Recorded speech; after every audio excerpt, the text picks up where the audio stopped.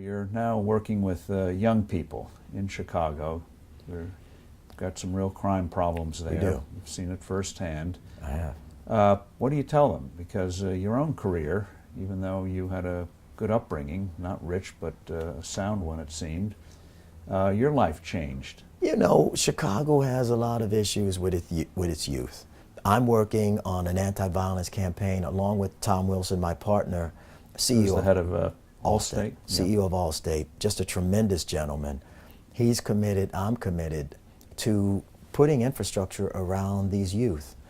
It's not just a Chicago issue. It's been highlighted in Chicago, but Steve, I think virtually all of our urban areas, including New York, Brooklyn, the Bronx, places like that, and Philadelphia, right. Atlanta, LA, have this cadre of youth that aren't connected to anything.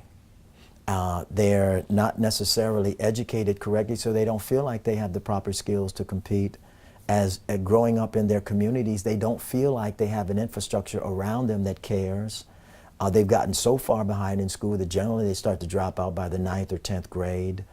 And so what we're starting to do in Chicago, with the help of the business community, we've created a fund, which the mayor has been the leader of. Tom and I are working with it to raise $50 million to invest in at-risk youth.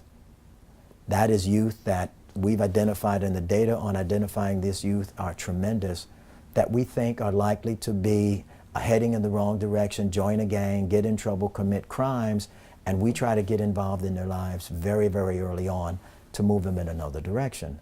You know, I've got a particular amount of kinship for this group because many of them come from the same environments that I came from, same background I came from. The neighborhood that I was raised in now, Inglewood in Chicago, is, I think, considered the murder capital of the country now, maybe the world. And so it's an area where, you know, my particular experience and background, I think, is very well suited.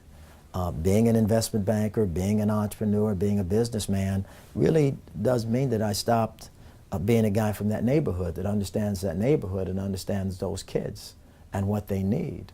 And so this vehicle for us has really given us a chance, and given me personally a chance to get back in there to help a few kids that really need to be, you know, a little assistance from guys like myself. What can you do for them? How do you intervene and try to get them to see there's a different world out there? Steve, you know, it's simpler than you think.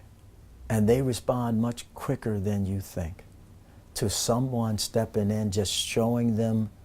When you look at the factors that go into why a young man, a 17-year-old, shoots another 17-year-old or a 15-year-old and commits that crime, you might make a calculus, I might make a calculus to say, is it worth me doing that and foregoing everything else that's going to happen that's good for me in life when I'm 17?